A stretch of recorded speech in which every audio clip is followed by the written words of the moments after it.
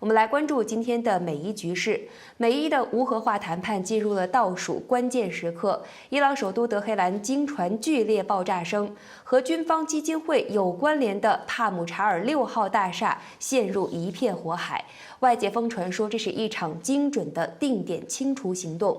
我们来看到，美国总统川普周三和白宫的内阁成员举行了会议。川普总统提到说，霍尔木兹海峡的问题，明确表示任何国家都不能控制霍尔木兹海峡，而且是反驳了伊朗对于管理这个重要的能源航道的要求。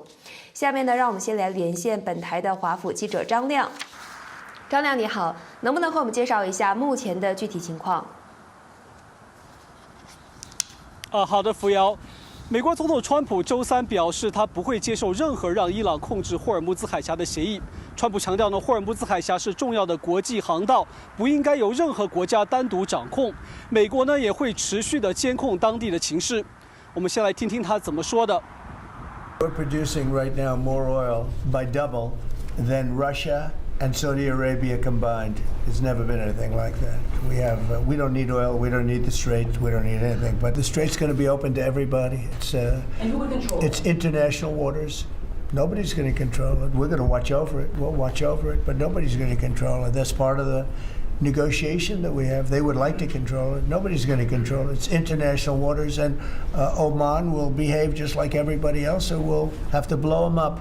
They understand that. They'll be fine. Mr. President, thank you. How much economic pressure? 而伊朗方面呢，则一直主张自己对霍尔木兹海峡的船只通行呢拥有管理权。伊朗外交部发言人巴盖伊呢周一表示，这条海峡的管理和美国无关，而是由伊朗和阿曼共同协调。不过呢，川普表示，目前伊朗的经济已经崩溃，只能与美国谈判。川普透露呢，目前美伊谈判已经有些进展，但他同时也警告，如果最后必须透过军事手段解决问题，对伊朗来说只会是更糟的结果。我们来看他是怎么回答记者提问的。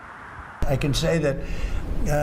we can make a good deal right now, but maybe not a great deal. And if it's not a great deal, we're not making it. So because we can make a great deal with this guy right here, and but it's it's a lot nastier. Probably wouldn't go as quickly. We wouldn't be talking about as quickly, but it would be foolproof. But I think we're doing very well, Steve. I think we're doing pretty well in terms of the negotiation. But we'll see. If it's not going to be a real deal. 国务卿卢比奥呢也表示，接下来的几个小时到几天呢，将是美伊和平与去核化谈判的关键时刻。他强调呢，外交途径始终是美方的优先选项。一起来看卢比奥是怎么评论目前谈判的进展的。The bottom line is Iran's never going to have a nuclear weapon. And if recent events have done anything, is just remind us once again that they are the world's leading sponsor of terrorism. And they can never have a nuclear weapon. Now, the president's preference, Mr. President, your preference has told us repeatedly, is always to negotiate these things and to figure out if you can have agreements. Diplomacy is always the first option. And we continue to work on that through your envoys, Mr. Woodcoff and Kushner and others, the vice president, who've been very involved. And if there's an agreement to be made, we want that to be made. I think there's been some progress and some interest, and we'll see over the next few hours and days whether progress could be made. 另外呢，国防部长赫格塞斯周三在那个会议中表示，如果美伊谈判最终无法阻止伊朗取得核武，美军呢已经准备好重新展开军事打击，完成这项任务。那赫格塞斯呢还说，美方目前的封锁措施呢已经重创了伊朗港口与经济。他认为正是这样的军事压力呢，才迫使伊朗重新回到谈判桌。那以上呢就是今天那个会议中针对伊朗问题的最新内容。扶摇。好的，非常感谢张亮和我们的介绍。我们继续来看突发的消息啊，媒体报道说，在伊朗首都德黑兰帕姆查尔6号大厦发生了爆炸。视频显示呢，大厦之内是燃起了熊熊大火，冒出滚滚黑烟。初步报告显示，大楼内是发生了爆炸和火灾。有消息来源指，这是一场针对性的斩首行动，而不是意外事故。那由于这座大厦和伊朗军队合作基金会有所关联，那大家是猜测说，这肯定是一场定点斩首计划，而伊朗当局没有对这起事件发表任何评论。请2位教授来和大家分析一下啊。沈教授，您觉得在如此关键的时刻，美伊谈判的进行时，您怎么看这一场爆炸？我们看到它是在楼顶发生的爆炸，也就是说，很有可能像大家猜测的是有这种定点清除，从炸弹从上面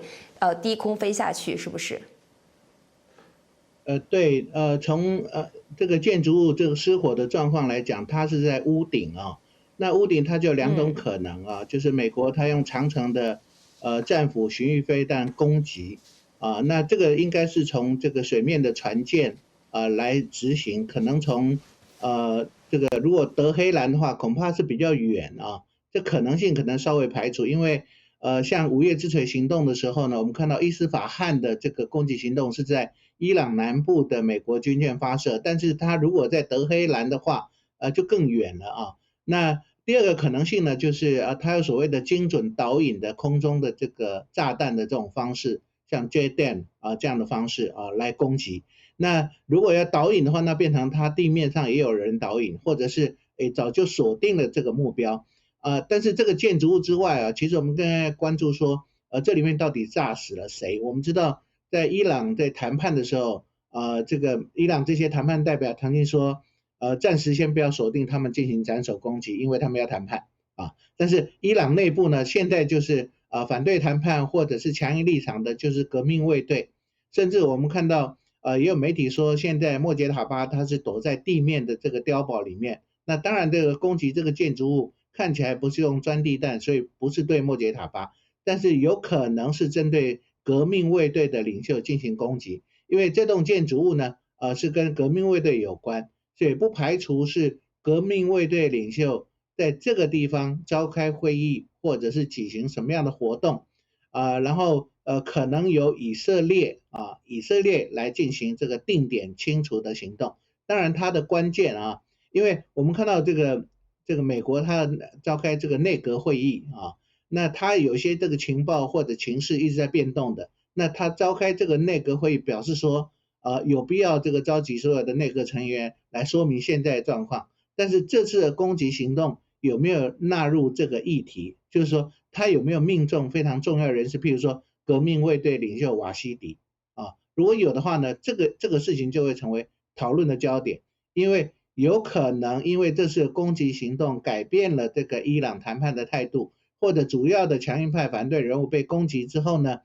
慢慢的让不管是伊朗总统或伊朗的这个国会议长或者外交部长他们取得更多的权利，让这个谈判更顺利进行我想这是可能的。所以这次爆炸行动也证明了，其实所谓的停火或者是暂时停止攻击并不是全面性的。那如果美国跟以色列发现重要的目标，或者有利于这个伊朗问题的解决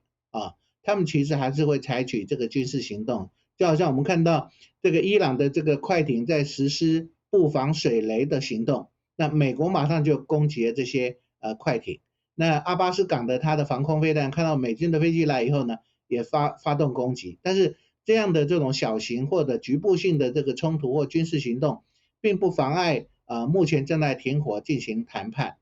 但是看到有利目标这2个国家还是会采取局部性的或者小型的军事行动的。好的，非常感谢沈教授。这里想请教一下陈教授，您觉得像不像沈教授所言，就是说这一次有可能是以色列发动的一场攻击，而接下来我们的观察点是什么？如果说真的是革命卫队的这个瓦西迪他被定点清除掉了，接下来我们会在谈判桌上看到怎样的变化呢？当然现在还在调查之中了哈。那我个人是觉得了哈，反正现在就观察到底是谁不希望说达成协议，希望说局势和缓。那其实当然很明显嘛，以色列当然是一直认为我们不应该说去相信目前的伊朗的一个政权。那他当然也觉得应该要打到这个伊朗政权更换为止。那另一方面，其实伊朗内部的一个强硬派的人士他可能也觉得他不愿意说看到这样的一个他们的一个核浓缩铀被放弃，或者说他自己本身对这个荷姆斯海峡的控制被放弃。那除此之外，当然包括伊朗外部的，包括像在伊拉克的伊朗民兵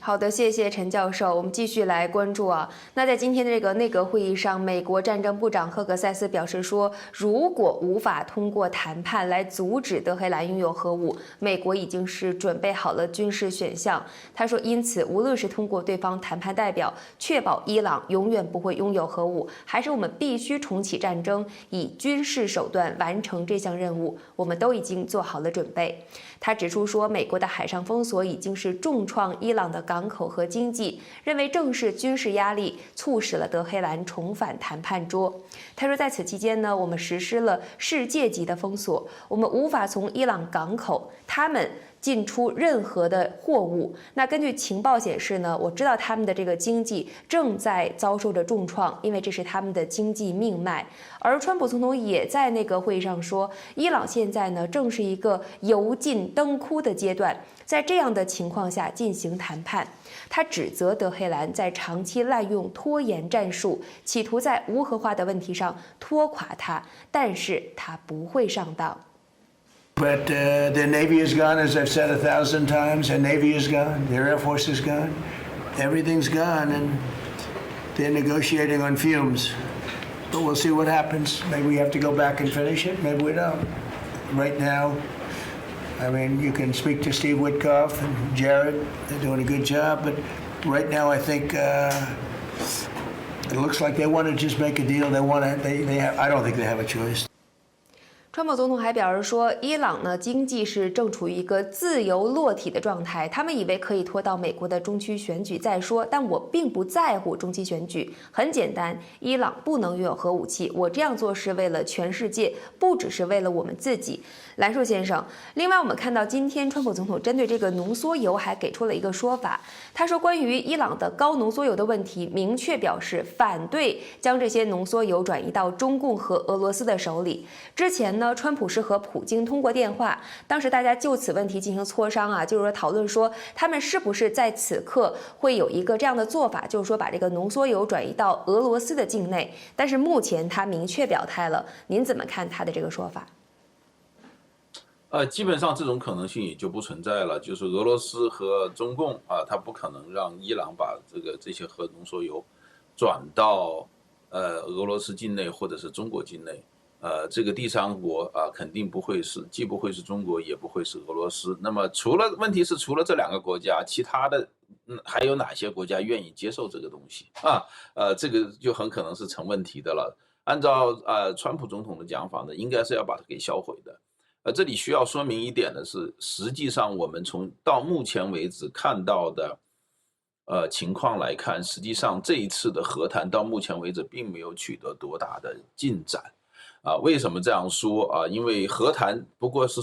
主要4个内容，一个是打开霍尔木兹海峡，另外一个伊朗放弃核武器，第三个是伊朗放弃对真主党最主要是对真主党的支持，另外一个呢就是放弃对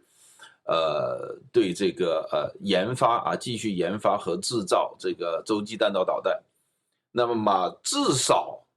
那么这4条里面，其实对于美国来说对于川普总统来说，他如果说是达到了前2条，就是开放霍尔木兹海峡和伊朗放弃核武器，达到了这2条，川普至少可以说美国在军事上这个整个行动取得了胜利。如果达不到第3条的话，那个就是说是伊朗不愿意宣布这个他放弃对真主党的支持的话，那么最后不满的只是以色列，但至少从美国角度上，他是达到了至于说第4条，那是能够争取到就争取到，但我不认为第4条它会成为一个真正的成为这个谈判协议签署的一个最主要的一个障碍。但从现在来看川普需要的最重要的2条一个霍尔木兹海峡，伊朗现在是要就是他同意开放霍尔木兹海峡，但是呢，他的条件是美国必须放弃在阿拉伯海，同时放弃在阿拉伯海上的封锁，同时霍尔木兹海峡他要收钱，对吧？第2条，这个核武器问题到目前为止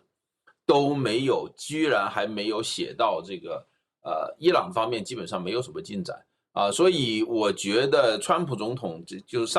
前几天讲的，就是已经有95%的内容已经这个协议已经完成，那我觉得这是一种数量上的完成，而不是一种质量上的完成。最关键的这4条，在这4条上至少美国最为需要的这2条到目前为止双方还没有形成一个妥协。那么伊朗毫无疑问他是希望因为现在离美国的中期选举只有6个月的时间，那么他再拖伊朗应该是判断就是进入8月份以后就是他再拖2个月进入8月份以后，那么在这个中期选举之前的3个月里面川普总统应该很难对他们进行军事打击。我想伊朗的基本上是这么一个判断，但是反过来讲，我觉得伊朗的判断是彻底错了因为如果说是这个，因为川普不可能在这2条没有达成的前提之下和伊朗形成任何的协议，因为他一旦这样做的话，他不但是面对所有的民主党的激烈的批评，同时共和党马上就会分裂共和党党内马上就会分裂。所以说川普讲的那个他不会在乎中期选举的结果我觉得那句话不是假的所以那么川普在等什么？我觉得川普很可能正在等伊朗高层的一种分裂所以刚才你讲的那个他的那个德黑兰发生爆炸，如果这个爆炸不是来自于以色列和美国情报人员的定点清除，而是来自于伊朗内部高层的内讧，那我觉得川普总统的希望应该是离他希望的事情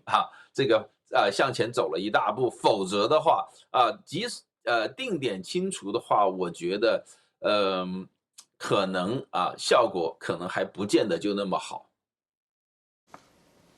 好的，谢谢兰硕先生。您刚才提到，就是说川普总统这边可能是在等他们的一个分裂，但是他也说现在他是在拖延，伊朗是在拖延美国。您觉得现在的状态，美国有在被伊朗牵着走吗？我觉得美国不是被伊朗牵着走，美国是被他的在中东的这些盟友牵着走。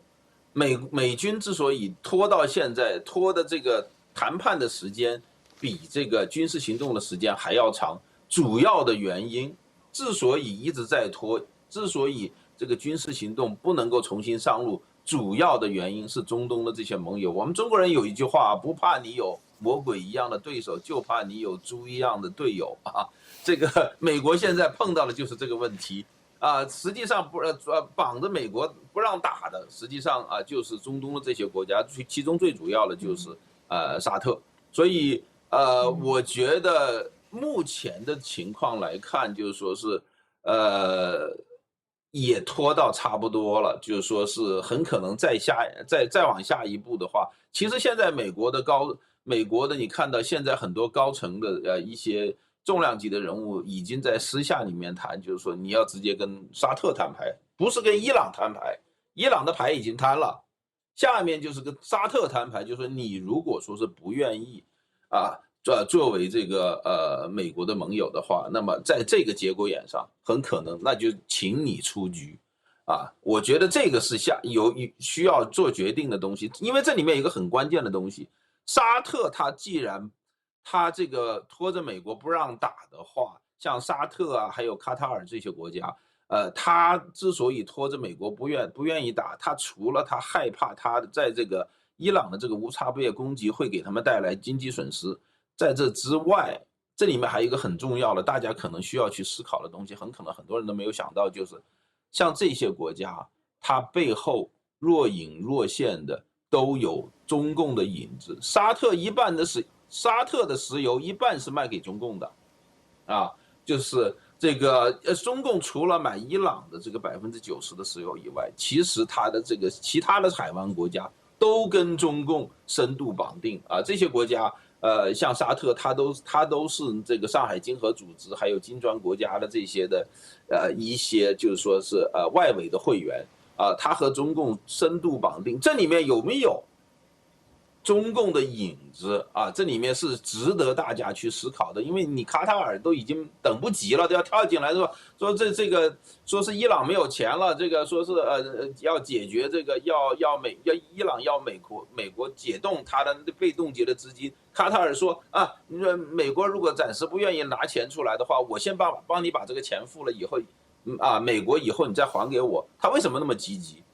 对他有什么好处？所以我觉得这里面可能需要大家考虑的不仅仅是就是美国和伊朗双方的这个行动，我觉得这里面很可能后面还有这个中共在中东的这些影响在这里面起作用。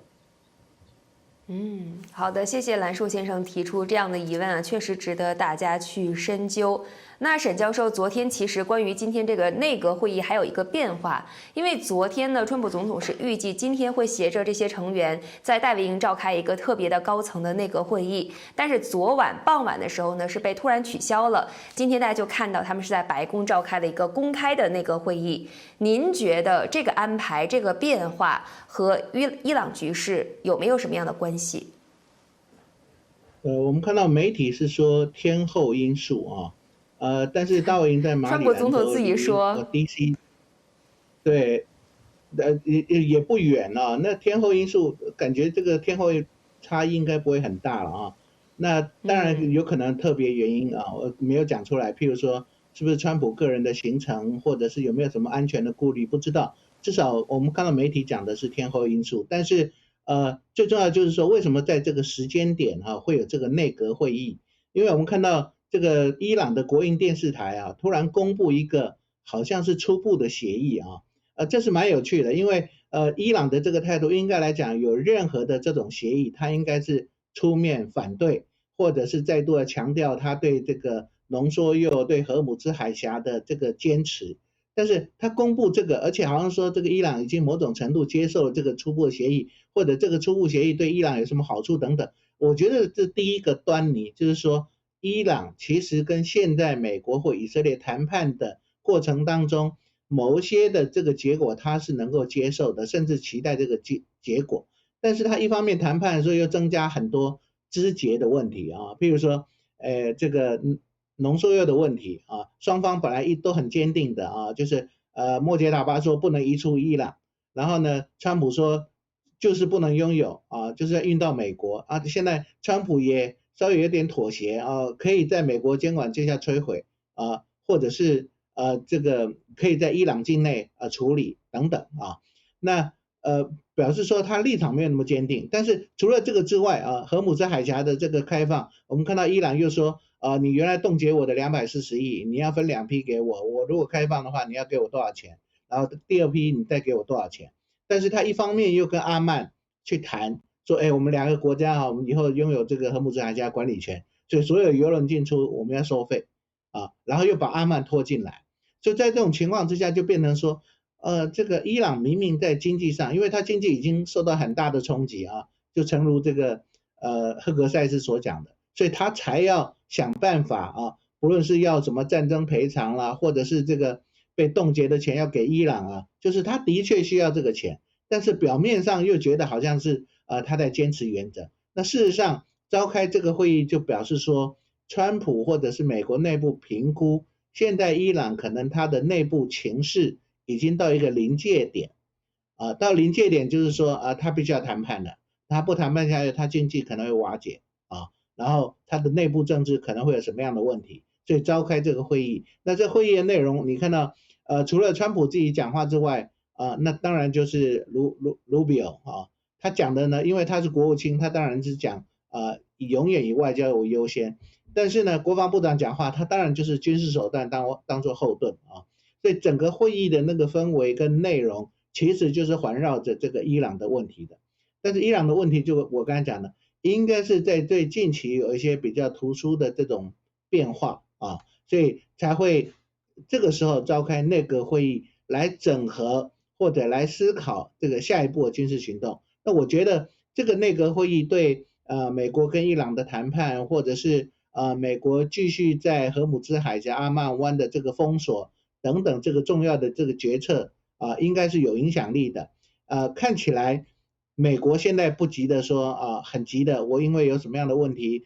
石油价格上涨，或者期中选举，或者是世界杯足球赛，我急着要跟这个伊朗谈判，赶快结束这场战争。看起来这种急迫性的这种焦虑没有，你从这次内阁会就可以看得出来。但另外一方面呢，他继续在加强他的军事手段，但是不急于利用军事手段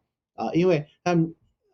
除了这个，因为赫格塞斯提到说这个封锁达到很强烈的效果，另外一方面其实也是反而在说明说，现在如果他要采取大规模的军事行动那你的目标是哪里？你要攻击哪些地方或哪些设施？那攻击之后呢，能不能逼迫这个伊朗坐上谈判桌，或者在谈判条件上的退让？这一点是不确定的。所以看得出来，在这次内阁会议之后，其实美国对伊朗的这个政策继续封锁然后在谈判可能有一些技巧性的这种调整或者是呢对伊朗周边国家展开什么样的这个说服或者是对巴基斯坦因为巴基斯坦的总理跟这个陆军参谋长现在在中国那对巴基斯坦要采取什么样的这种态度等等，我觉得都会在这个内阁会议里面做一个讨论，甚至会有一些共识，那对这个美伊问题的这个处理是有帮助的。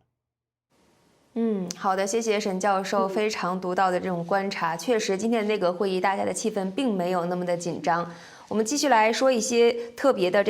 一些突发的消息关于刚才这个封锁，战争部长赫格塞斯是说美军这边一直在封锁。是的，美国的中央司令部今天又在说林肯号航空母舰正在进行日常的飞行作业，以支援正在进行的美国军事的任务，包括在中东地区的威慑行动。美国中央司令部在 X 发文说，林肯号航空母舰上的水兵和海军陆战队员每天都在执行这项工作，来支持美国在中东的军事行动。与此同时，一架 MH-62海鹰直升机在阿拉伯海巡逻完毕，支援美国对伊朗的封锁之后，接近了布莱克号驱逐舰。而截止5月27号，已经有109艘商船被重新的定向，以确保遵守封锁令。那么突发消息是，伊朗是驳斥了川普总统关于霍尔木兹海峡将对于所有人开放的一个消息。那川普总统这边是说呢，美国会监督，无人能够控制。那伊朗这边是驳斥了这样一个说法，他们说霍尔木兹海峡还是会永远关闭的，伊朗会保留对这里的完全的主权控制权，还会保留核材料，作为确保对方遵守未来任何协议的一项保证。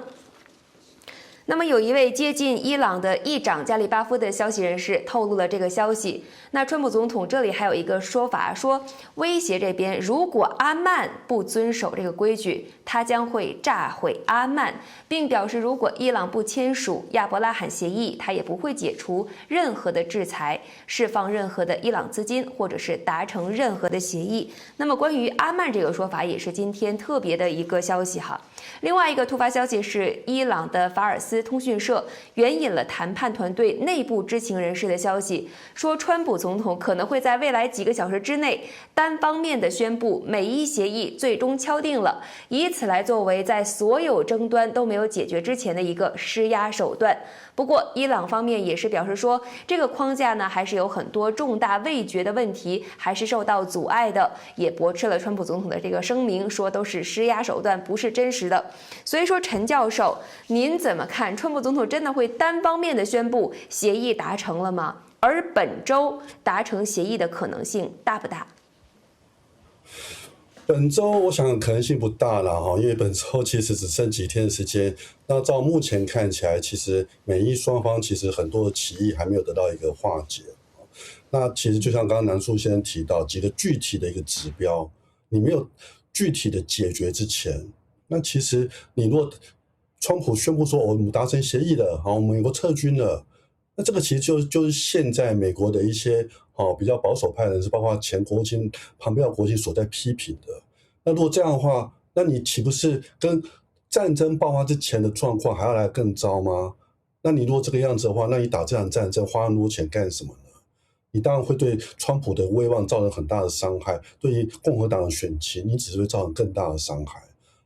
所以我想至少2个最重要的具体指标，第一个就是荷姆斯海峡是否自由航行，恢复到2月28号战争爆发以前的那一种自由航行的状态。第二个重要指标当然就是400多公斤的高浓缩铀的这个本身的这个矿场，它是否有被有明显的一个证据证明它已经被移出去了，移出伊朗的领土，然后让大家相信伊朗因为这样的一个高浓缩铀不再存在了，所以它可能要好几年以上的时间，它才有可能说再有这样的一个核武生产的一个能力，核武制造的一个能力。那这个是最简单，很容易就可以明白看出来2个具体的指标。你如果这2个具体的指标没有说让这个美国人或者说全世界看到的话，那你美国你就自己就宣布我们已经达成协议了，我们已经可以撤军了，那你只是给人家看笑话而已嘛，你只是让川普的一个威望受到更大的打击。那我个人我也相信以色列也不会接受这样子的一个协议，因为这样的协议当然很明显的代表，很明显的你没有解决伊朗的一个核问题嘛，所以基本上我个人会觉得或许如果说一个暂时停火的协议，那这个有可能但是它只是暂时的一个停火。但是你说要达成一个最后的一个协议，然后可以说在未来1个礼拜之内可以达成，那以目前双方的一个矛盾看起来，我个人觉得还是有很多的一个歧义啦。那我会觉得其实就像川普自己本身所说到的有人说他会担心怎么期中选举的一个影响，那他今天就明白讲嘛，他觉得期中选举他并不担心嘛，他不会认为说这个期中选举会不会说因此变成是伊朗可以为胁迫的一个问题。那他最重要关切的还是在于说整个伊朗的整个问题，包括它的浓缩铀，包括它整个自由航行的问题，是否可以做一个通盘的一个解决，然后让整个中东问题可以得到化解，让美国本身它的一个军事力量，它的整个精力可以重新的聚焦在它自己本身的西半球跟印太地区。那这个才是目前川普本身希望达到的目标。那我个人相信，在这个目标还没有达成以前，最多或许只是一个暂时停火的一个协议而已。提醒大家，我们会在每周1到周5美东时间的晚上8到9点进行电视直播。我们会邀请各路专家和大家分析当下最受关注的议题，也欢迎大家点赞订阅新闻大家谈的独立频道扶摇会客室，观看我们的节目精华。也要记得打开小铃铛，这样您才会收到我们节目开播的及时通知。